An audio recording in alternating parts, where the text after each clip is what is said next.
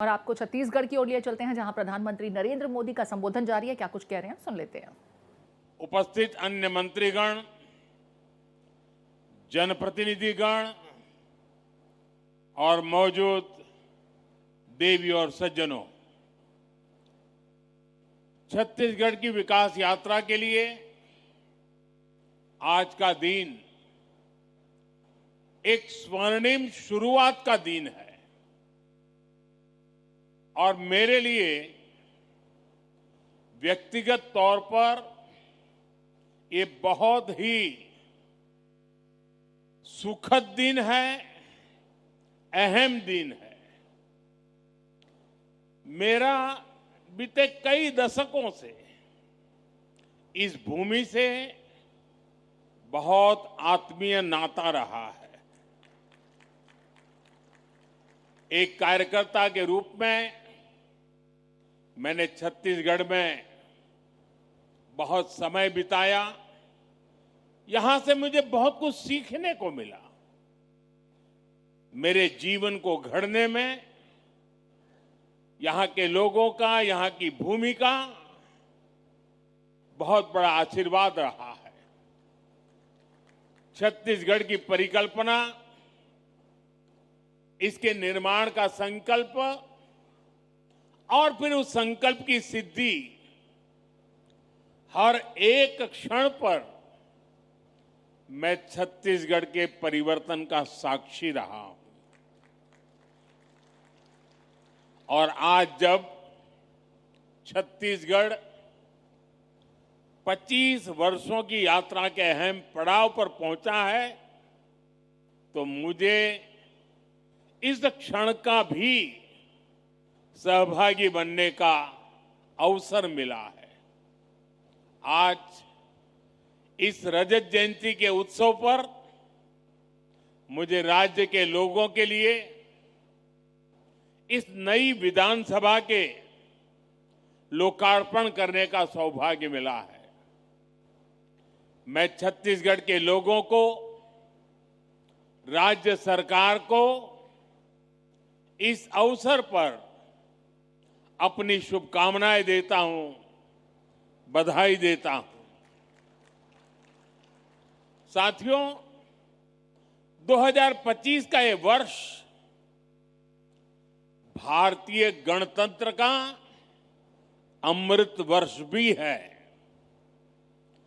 75 वर्ष पहले भारत ने अपना संविधान देशवासियों को समर्पित किया था।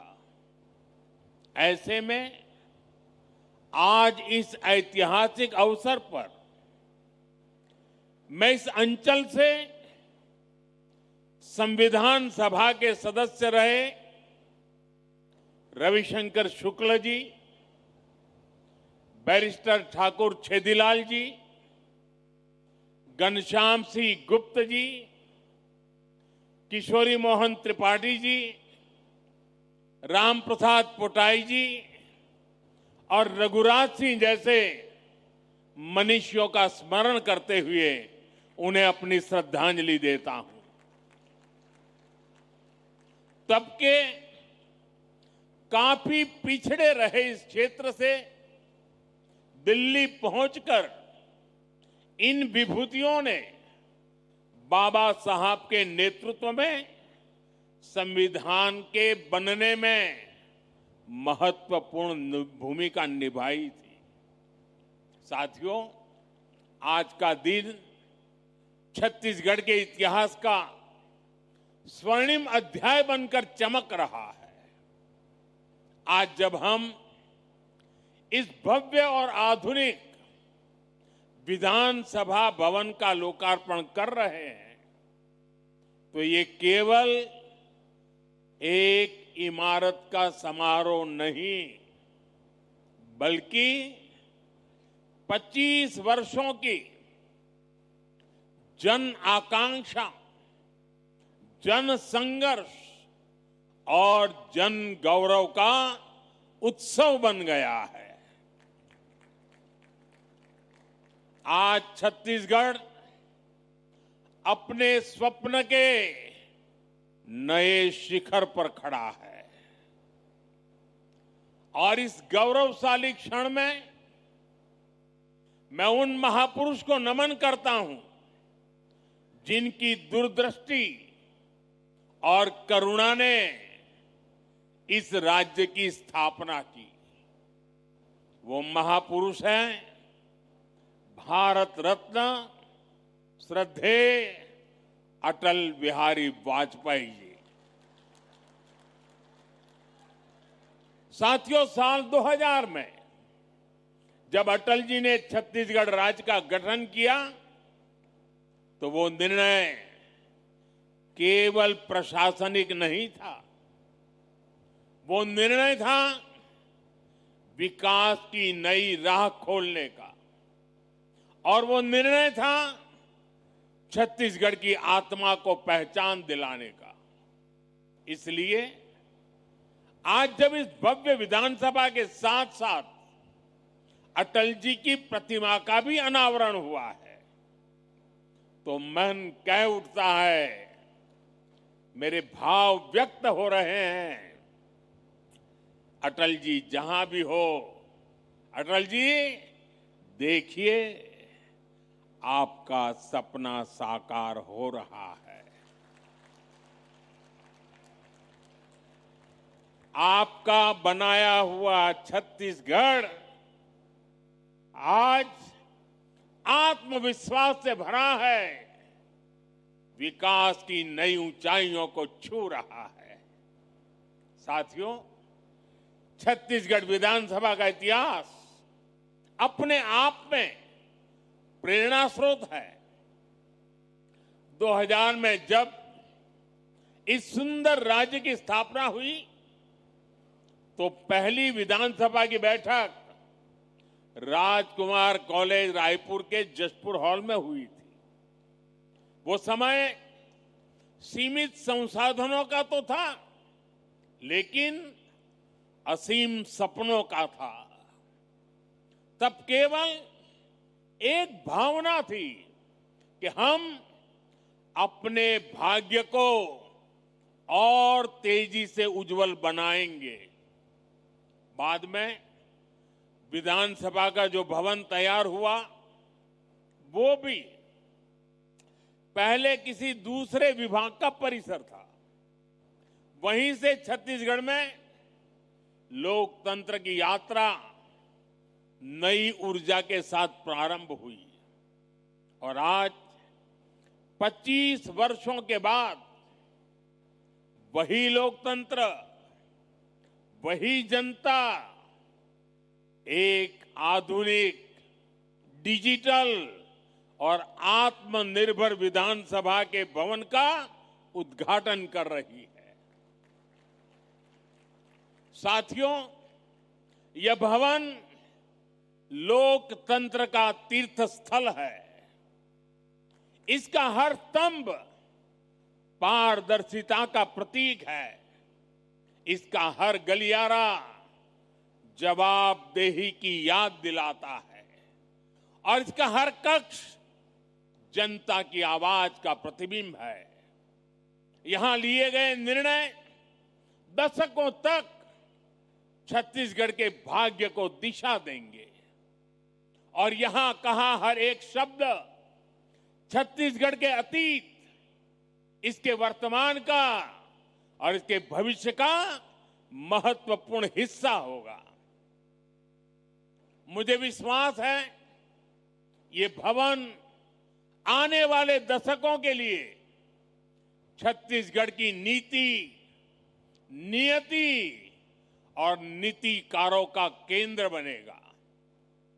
साथियों, आज पूरा देश विरासत और विकास को साथ लेकर चल रहा है और ये भावना सरकार की हर नीति, हर निर्णय में भी दिखती है।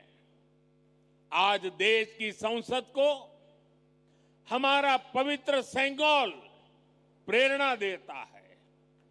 नई संसद की नई गैलरियां पूरी दुनिया को भारत के लोकतंत्र की प्राचीनता से जोड़ती है। संसद परिसर में लगी प्रतिमाएं पूरे विश्व को ये बताती हैं कि भारत में लोकतंत्र की जड़ कितनी गहरी है। साथियों, मुझे प्रसन्नता है कि भारत की यही सोच, यही भावना छत्तीसगढ़ के इस नए विधानसभा में भी झलकती है। साथियों, छत्तीसगढ़ का नया विधानसभा परिसर राज्य की समृद्ध संस्कृति का प्रतिबिंब है। इस विधानसभा के कण कण में छत्तीसगढ़ की भूमि पर जन्मे हमारे महापुरुषों की प्रेरणा है। वंचितों को वरीयता, सबका साथ सबका विकास, ये भाजपा सरकार के सुशासन की पहचान है। यही देश के संविधान की स्पिरिट है। यही हमारे महापुरुषों, हमारे ऋषियों मनीषियों के दिए संस्कार है। साथियों, मैं जब इस भवन को देख रहा था तो मुझे बस्तर आर्ट की सुंदर झलक दिखाई दी। मुझे याद है, कुछ महीने पहले थाईलैंड के प्रधानमंत्री जी को मैंने यही बस्तर आर्ट भेंट की थी। बस्तर की ये कला हमारी सृजनशीलता और सांस्कृतिक शक्ति का प्रतीक है। साथियों, इस भवन की दीवारों में बाबा गुरु घासीदास जी का मन खे एक समान का संदेश है, जो हमें सबका साथ सबका विकास सबका सम्मान सिखाता है। यहां के हर द्वार में माता शबरी की सिखाई आत्मीयता है, जो हमें हर अतिथि, हर नागरिक का स्नेह स्वागत करने की बात बताती है। इस सदन की हर कुर्सी में संत कबीर का सिखाया सच्चाई और निडरता का भाव है, और यहां की नींव में महाप्रभु वल्लभाचार्य जी का बताया नर सेवा नारायण सेवा का संकल्प है। साथियों, भारत लोकतंत्र की जननी है, मदर ऑफ डेमोक्रेसी है। हमारा आदिवासी समाज तो पीढ़ियों से लोकतांत्रिक परंपराओं को जीता आया है। मुरिया दरबार, बस्तर की आदिम संसद इसका जीवंत उदाहरण है। वो आदिम संसद थी। सालों से हमारे यहां समाज और शासन मिलकर समस्याओं का समाधान करते रहे हैं, और मुझे प्रसन्नता है कि इस विधानसभा में भी मुरिया दरबार की परंपरा को स्थान मिला है। साथियों, एक और इस सदन के हर कोने में हमारे महापुरुषों के आदर्श हैं, तो वहीं इसकी अध्यक्ष पीठ पर रमन सिंह जी जैसा अनुभव नेतृत्व भी है। रमन जी इस बात का बहुत बड़ा उदाहरण है कि एक कार्यकर्ता अपने परिश्रम से, अपने समर्पण भाव से लोकतांत्रिक व्यवस्था को कितना सशक्त बना सकता है। साथियों, क्रिकेट में तो देखते हैं कि जो कभी कैप्टन रहता है वो कभी टीम में खिलाड़ी बनकर के भी खेलता है, लेकिन राजनीति में ऐसा देखने को नहीं मिलता है। ये उदाहरण रमन सिंह जी दे सकते हैं कि जो कभी कैप्टन हुआ करते थे, वो आज सच्चे स्पिरिट से कार्यकर्ता के छत्तीसगढ़ की सेवा के लिए समर्पित, हर कार्यकर्ता के लिए प्रेरणा के रूप में कार्य कर रहे हैं। साथियों, राष्ट्र कवि निराला जी ने अपनी कविता में मां सरस्वती से प्रार्थना की थी, प्रिय स्वतंत्र रहो, अमृत मंत्र नव भारत में भर दे। यह केवल काव्य नहीं था, यह आजाद भारत के नव सृजन का मंत्र था।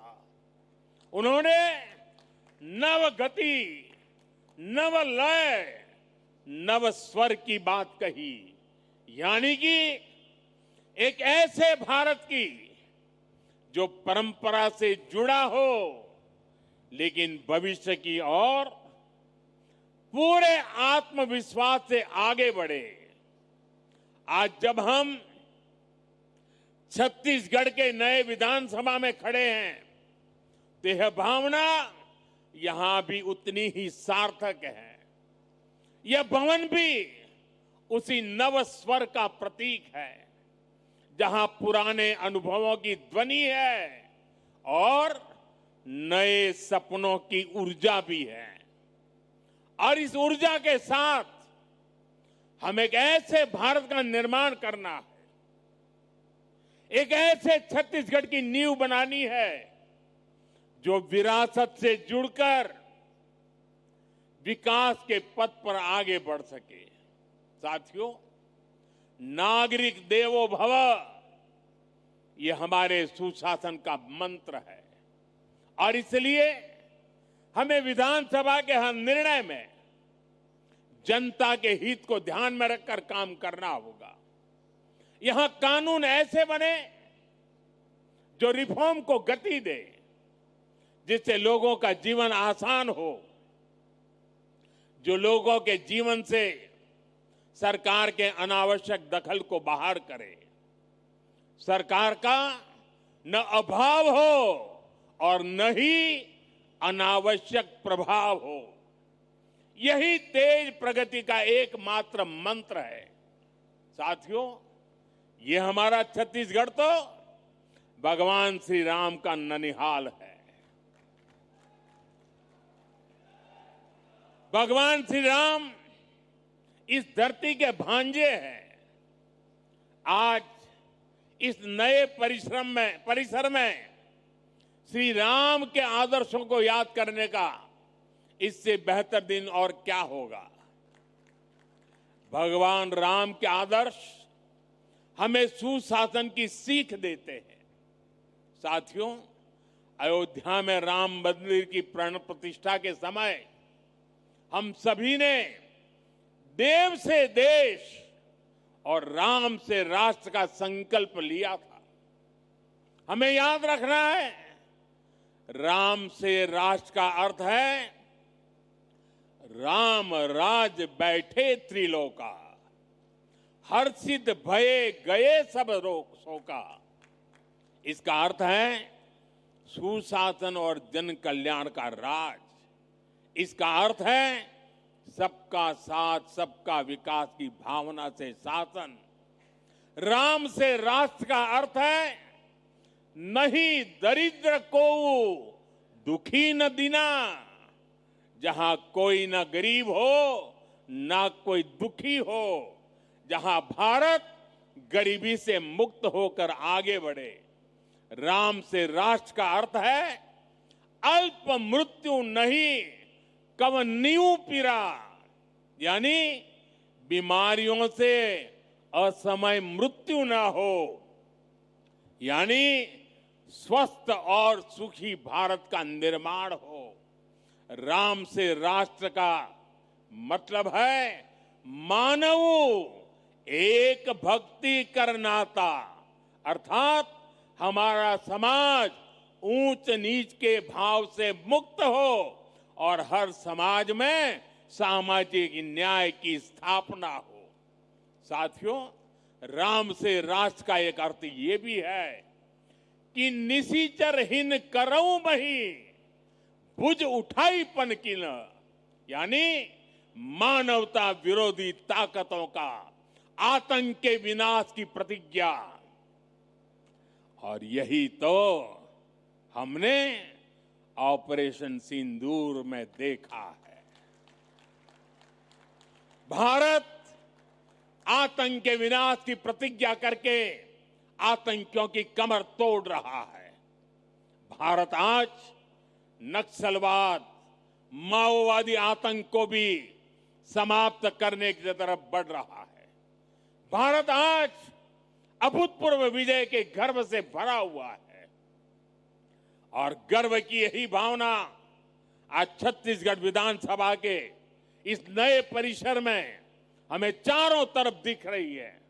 साथियों, पिछले 25 वर्षों में छत्तीसगढ़ ने जो परिवर्तन देखा है वो अद्भुत और प्रेरणादायी है। कभी यह राज्य नक्सलवाद और पिछड़ेपन से पहचाना जाता था, आज वही राज्य समृद्धि, सुरक्षा और स्थायित्व का प्रतीक बन रहा है। आज बस्तर ओलंपिक की चर्चा देश के कोने कोने में है। नक्सल प्रभावित क्षेत्रों में आज विकास की लहर और सुकून की मुस्कान लौट आई है और इस परिवर्तन के पीछे है छत्तीसगढ़ की जनता का परिश्रम और भाजपा सरकारों का दूरदर्शी नेतृत्व। साथियों, छत्तीसगढ़ के रजत जयंती समारोह का उत्सव अब एक बड़े लक्ष्य का आरंभ बिंदु बनने जा रहा है। 2047 तक, 2047 तक जब भारत अपनी आजादी के 100 साल मनाएगा, हमें विकसित भारत निर्माण के जो लक्ष्य तय किए हैं उसमें छत्तीसगढ़ की भूमिका बहुत बड़ी होने वाली है। और इसलिए मैं उपस्थित सभी साथियों से भी कहूंगा, सभी जनप्रतिनिधियों से कहूंगा कि आप एक ऐसी व्यवस्था का निर्माण करिए, एक ऐसी विधानसभा का उदाहरण बनाइए जो विकसित भारत के हर राज्य को कुछ नया करने के लिए प्रेरित करे। यहां होने वाले संवादों में, यहां पूछे जाने वाले प्रश्नों में, सदन में होने वाली कार्यवाही में, सब में एक श्रेष्ठता लाने का प्रयास हो और हम जो भी करें, जिस भी रूप में करें, सबका लक्ष्य विकसित छत्तीसगढ़, विकसित भारत का निर्माण हो। साथियों, छत्तीसगढ़ की इस नई विधानसभा की श्रेष्ठता इसके भवन की भव्यता से ज्यादा यहां के लिए जाने वाले जन कल्याण के निर्णयों से निर्धारित होगी।